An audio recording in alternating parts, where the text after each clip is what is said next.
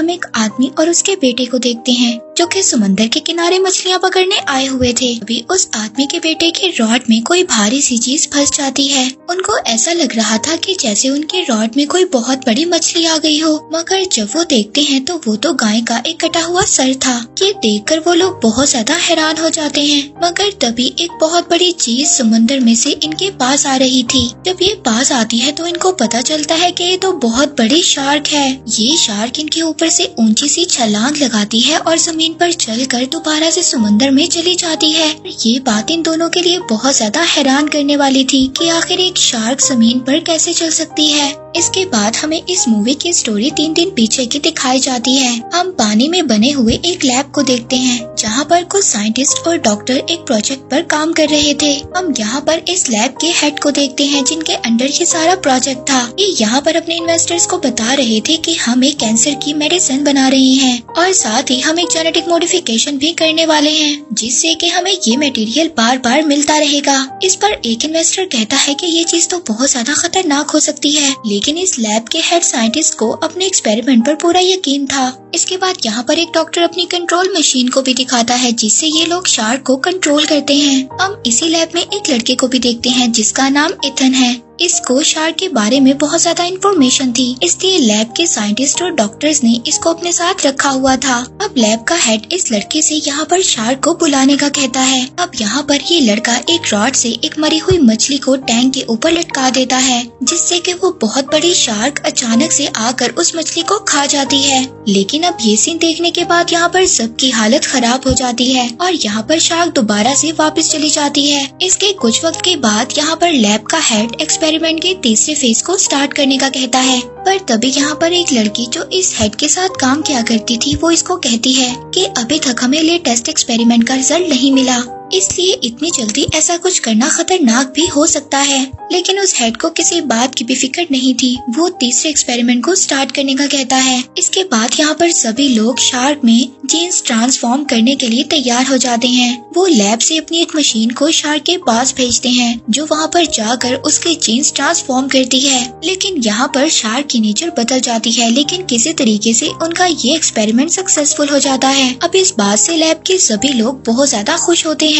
लेकिन दूसरी तरफ उस शार्क में अजीब से बदलाव हो रहे थे। इसी वक्त लैब में जो हेड की सेक्रेटरी थी जो उसको इस एक्सपेरिमेंट से रोक रही थी वो ग्लास के पास खड़ी थी।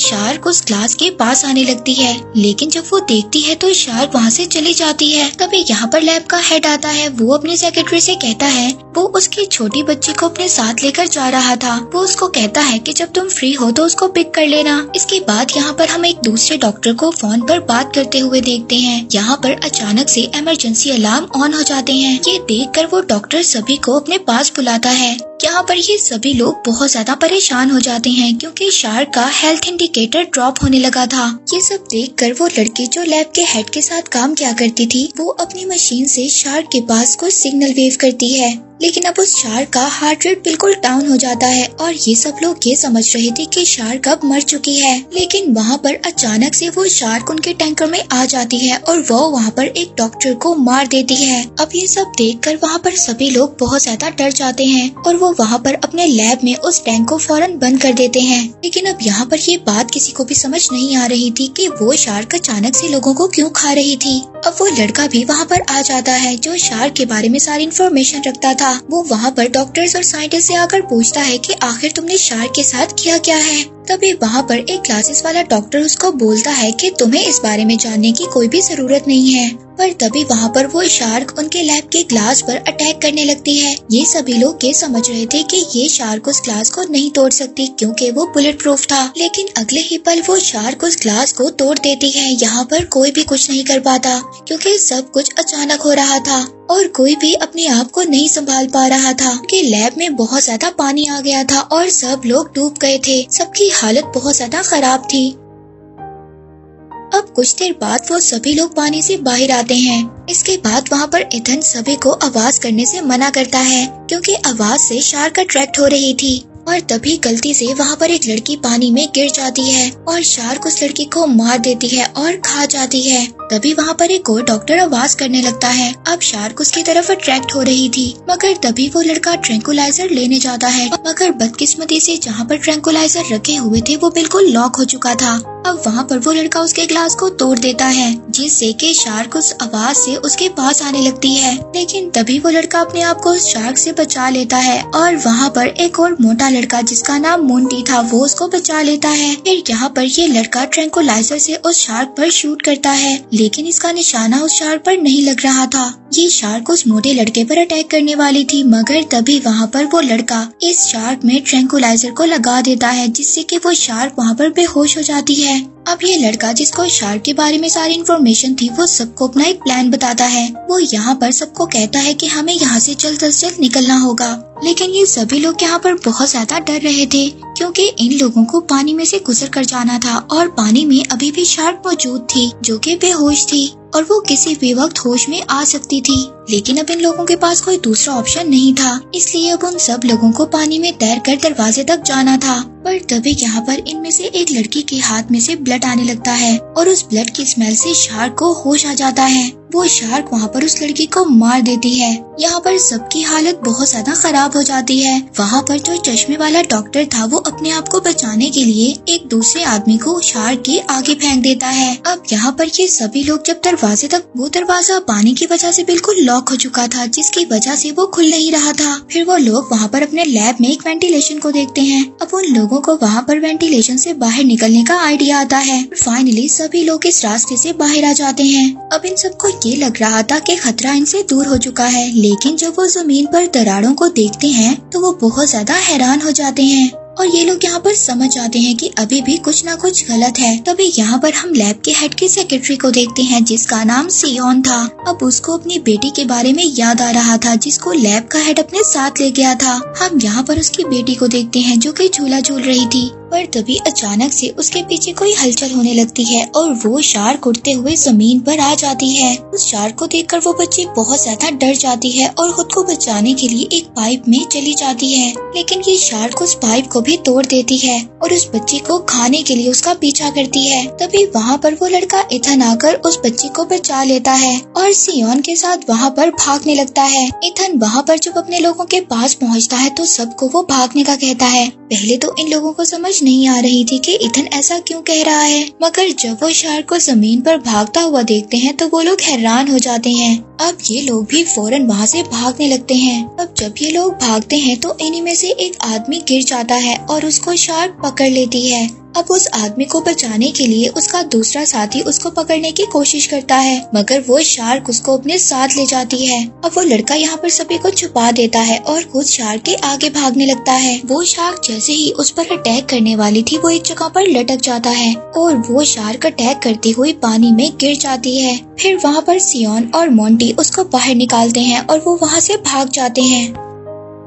अब जब वो लोग वहाँ पर एक जगह पर आराम करने के लिए रुकते हैं तो इथन वहाँ पर उन लोगों से पूछता है कि आखिर तुमने शार्क के साथ किया क्या है। तभी यहाँ पर सियोन उसको बताती है कि उन लोगों ने शार्क के अंदर केचुए की जीन्स को ट्रांसफॉर्म किया था, जिसकी वजह से जीन्स म्यूटेशन हुआ और वो शार्क अब जमीन पर भी चल रही है। तभी वहाँ पर एक चश्मे वाला डॉक्टर दूसरे आदमी को देखता है जिसकी बॉडी से खून आ रहा था। वो सबको कहता है कि इसके ब्लड की वजह से शार्क हमारा पीछा कर रही है, हमें इस आदमी को यहीं पर मरने के लिए छोड़ देना चाहिए, वरना हम सब लोगों की जान खतरे में आ जाएगी। मगर कोई भी इस बात के लिए बिल्कुल भी तैयार नहीं था। तभी वहाँ पर शार्क आ जाती है और वो उस जख्मी आदमी को खा जाती है। अब ये लोग वहाँ से सभी अपनी जान बचाकर भाग रहे थे और शार्क इनका पीछा कर रही थी, लेकिन इसी वक्त वो चश्मे वाला डॉक्टर शार्क के आगे गिर जाता है। अब उसकी हेल्प करने के लिए वो बच्ची जब उस आदमी के पास जाती है तो वो चश्मे वाला डॉक्टर इतना इवल था, वो उस बच्ची को ही अपने आप को बचाने के लिए शार्क के आगे फेंक देता है। लेकिन वो चश्मे वाला डॉक्टर काफी ज्यादा जख्मी था, इस वजह से वो शार्क उस बच्ची को तो कुछ नहीं कहती, वो फौरन से उस पर अटैक करती है उसके ब्लड की वजह से और उस आदमी को खा जाती है। इसके बाद शार्क दोबारा से उस बच्ची की तरफ आने लगती है।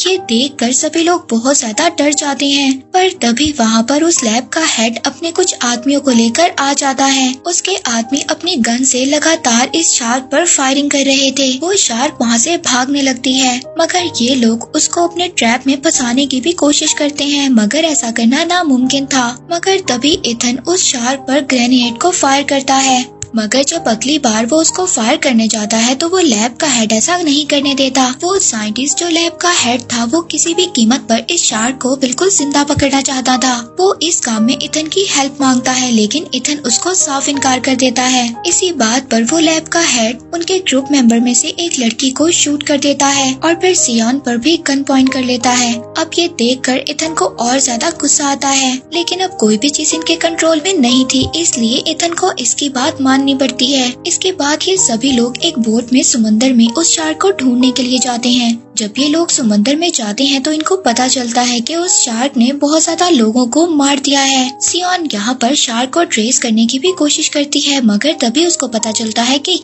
ये शार्क तो बहुत जल्दी सिटी में पहुँचने वाली है। तभी हम इस मूवी के स्टार्ट वाला सीन देखते हैं, जहाँ पर शार्क ने एक बहुत बड़ी छलांग लगाई थी और अब वो सिटी में आ गई थी। यहाँ पर शार्क सिटी में आकर चारों तरफ तबाही मचा रही थी। सभी लोग अपनी अपनी जान बचाकर भाग रहे थे। इसके बाद शार्क एक छोटी बच्ची के सामने आ जाती है और उसको खाने वाली होती है, पर तभी वहाँ पर सियोन सिग्नल्स वेव को एक्टिवेट कर देती है, जिसकी वजह से वो शार्क वहाँ पर सिग्नल्स की तरफ अट्रैक्ट होने लगती है और वो शार्क अब उस छोटी बच्ची को छोड़कर इनकी तरफ आने लगी थी। इसके बाद हम बोट के सीन को देखते हैं। वहाँ पर मोंटी एक मरी हुई मछली पर कुछ सॉसेस लगाता है और उसको मीट हुक में फंसाकर समंदर में फेंक देता है। पर तभी सियोन को वहाँ पर सिटी वाली वीडियो मिलती है। वो उस हुक को समंदर से निकालने का कहती है, लेकिन अब शार्क वहाँ पर आ गई थी और वो मीट हुक उसके मुंह में फंस गया था। वो शार्क इनकी बोट को खींचने लगती है। तभी सियोन इसी बोट में बेहोश हो जाती है और बाकी लोग बोट से नीचे पानी में गिर जाते हैं। अब शार्क उस बोट को लेकर जमीन पर आ जाती है, जिसमें इथन भी नीचे गिर जाता है।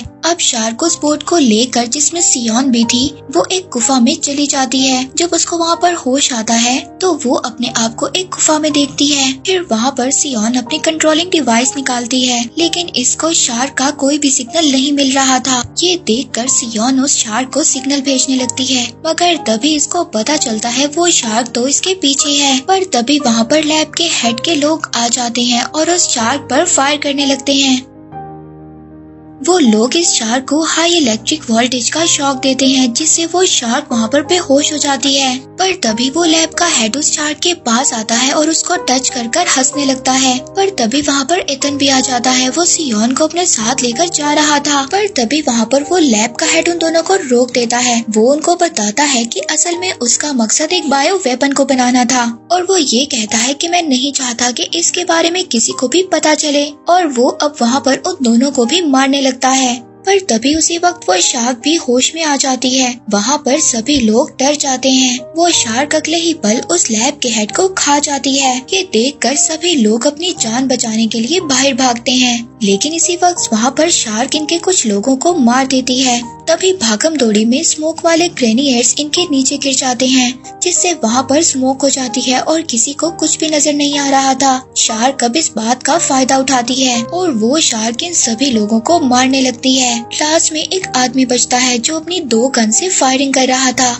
शार्क उस आदमी के पीछे खड़ी हो जाती है और उस आदमी को भी खा जाती है। दूसरी तरफ इथन उस शार्क को मारने का प्लान कर रहा था। वो सियोन से वो कंट्रोलिंग डिवाइस ले लेता है और यहाँ से भागने लगता है, जिसकी वजह से शार्क इसके पीछे भागने लगती है। अब सियोन के पास जो कंट्रोलिंग डिवाइस थी वो उसको ऊपर उछालती है ताकि शार्क अपना मुंह खोल सके, लेकिन शार्क इस वक्त बहुत ज्यादा ऊंचाई पर थी, इसलिए इथन इस वक्त उस ग्रेनेड्स को उसके अंदर फायर नहीं कर पाता। अब शार्क सियोन को खाने के लिए उसकी तरफ आने लगती है। ये देखकर इथन बहुत ज्यादा डर जाता है, लेकिन इसी वक्त वहाँ पर मोंटी आ जाता है और वो एक मरी हुई मछली को हवा में उड़ाता है। जब शार्क उस मछली को खाने के लिए अपना मुंह खोलती है तो इथन उसके अंदर बहुत ज्यादा ग्रेनेड्स को फायर कर देता है, जिसकी वजह से शार्क के अंदर बहुत ज्यादा ब्लास्ट होने लगते हैं और शार्क मर जाती है। लेकिन अब सियोन और मोंटी को कहीं पर पर भी इथन नजर नहीं आ रहा था। वो लोग ये समझ रहे थे कि वो मर चुका है। ये लोग वहाँ पर बहुत ज्यादा रोने लगते हैं और दुखी हो जाते हैं, लेकिन इथन उन दोनों के पीछे खड़ा होता है। ये दोनों उसको देखकर बहुत ज्यादा खुश हो जाते हैं। सियोन इथन को हक करती है। लास्ट सीन में हमें बेबी शार्क दिखाई जाती है जिसको उस शार्क ने बर्थ दिया था। इसके साथ ये मूवी यहीं पर एंड हो जाती है।